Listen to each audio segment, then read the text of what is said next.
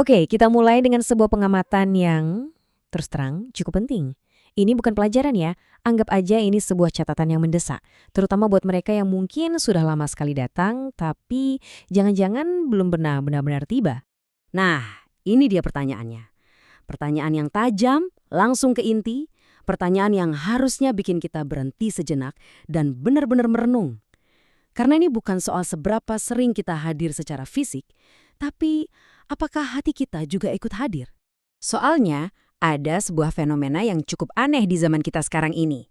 Tiba-tiba ada orang yang tertarik sama tradisi spiritual yang mendalam, tapi alasannya bukan karena pertobatan, bukan karena hatinya hancur karena dosa, tapi karena sesuatu yang lain sama sekali. Coba deh lihat apa yang menarik perhatian mereka. Semuanya itu di permukaan, di luar. Misteri liturgi, indahnya ikon-ikon, alunan kidung kuno yang syahdu, sampai nuansa estetika yang terasa eksklusif. Semua ini kan bisa dinikmati dari jarak yang aman, persis seperti turis yang lagi mengagumi pemandangan indah. Dan disinilah siklusnya mulai kelihatan. Mereka datang, lalu mereka menonton, mereka mendengar, bahkan mungkin mereka mencatat, mengangguk-ngangguk, setuju. Tapi setelah itu mereka pulang, dan ya gitu, nggak ada yang berubah, nggak ada pergolatan batin, nggak ada air mata pertobatan, nggak ada transformasi yang nyata. Tapi tunggu dulu, ada kok yang tumbuh, sayangnya bukan kerendahan hati. Ironisnya, yang tumbuh subur justru pengetahuan.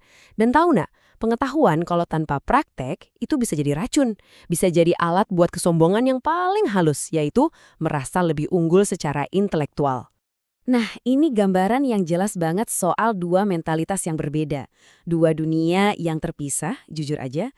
Di satu sisi ada pertanyaan si turis. Kanon itu apa sih? Tradisi itu gimana? Fokusnya cuma nyari informasi. Tapi lihat sisi yang satunya, pertanyaan seorang pasien. Bagaimana saya bisa bertobat? Bagaimana saya bisa mengampuni orang lain? Ini bukan pertanyaan. Ini adalah sebuah seruan. Seruan putus asa dari jiwa yang sadar kalau dia lagi sakit dan butuh disembuhkan. Dan disinilah kita sampai pada sebuah peringatan yang sangat serius. Karena ketika pengetahuan itu nggak diiringi dengan praktek, dia bukan lagi jadi berkat. Justru, dia jadi dasar buat penghakiman yang lebih berat lagi. Para bapak gereja zaman dulu itu sudah melihat bahaya ini ribuan tahun yang lalu loh. Coba kita dengarkan peringatan keras dari Santo Yohanes Chrysostomus. Jelas banget kan? Tajam. Mendengar kebenaran tapi nggak melakukannya, itu nggak bikin kita jadi lebih benar. Malah sebaliknya, itu cuma nambahin beban kesalahan kita di hadapan Tuhan. Nah, ini intinya. Pengetahuan tanpa tindakan itu nggak akan melahirkan kesucian. Yang lahir malah rasa bersalah yang makin dalam. Dan kalau tadi itu dirasa belum cukup keras, Santo Maximus sang pengaku iman ngompongnya lebih tajam lagi. Bener-bener tanpa basa-basi. Wah, ini kalimat yang bener-bener mengguncang ya, teologi setan. Kenapa sekeras itu? Ya coba kita pikirkan, iblis itu punya pengetahuan tentang Tuhan loh. Mungkin malah lebih banyak dari kita. Tapi pengetahuan itu nggak ada gunanya. Nggak ada cinta, nggak ada kerendahan hati, nggak ada ketaatan. Jadinya cuma pengetahuan yang steril, dingin, dan mematikan. Coba deh, kita renungkan sejenak frasa ini. Teologi setan. Maksudnya adalah pengetahuan yang jadi bahan bakar buat kesombongan, bukan buat melayani. Teori yang kedengarannya hebat, tapi hidupnya gitu-gitu aja, stagnan. Ya, itulah definisinya. Ini membawa kita ke metafora utamanya.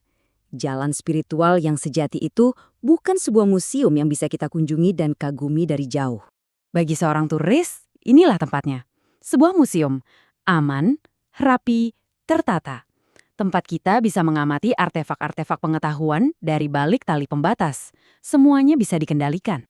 Tapi kenyataannya adalah ini, api itu gak aman. Api itu gak bisa dikendalikan, api itu membakar, memurnikan, dan menuntut segalanya dari diri kita. Jadi, ini bukan tontonan, tapi partisipasi total. Api ini ada buat membakar habis diri kita yang lama. Ego kita, kesombongan kita, semua topeng kita. Sampai gak ada yang tersisa lagi selain kebenaran. Orang yang beneran masuk ke dalam api itu, keluarnya bukan dengan pengetahuan yang lebih hebat, tapi dengan hati yang lebih hancur dan rendah hati. Nah, kutipan ini mengubah seluruh tujuan kita. Tujuannya bukan lagi nyari pengalaman mistis atau pengetahuan rahasia. Tujuannya jauh lebih sulit dan lebih mendasar, yaitu punya hati yang remuk dan rendah.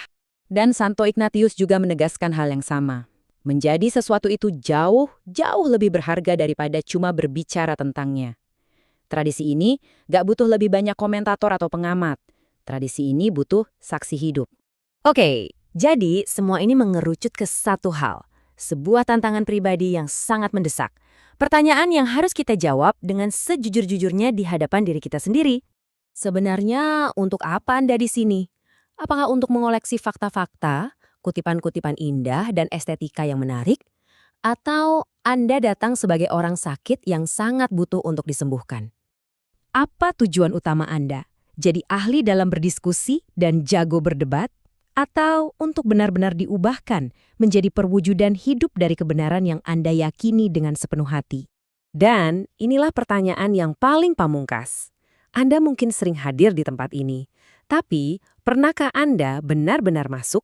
Melewati ambang batas dari sekedar pengamat menjadi seorang partisipan, dari seorang turis menjadi seorang peziarah yang sejati? Pertanyaan ini hanya bisa Anda jawab dalam keheningan hati Anda sendiri.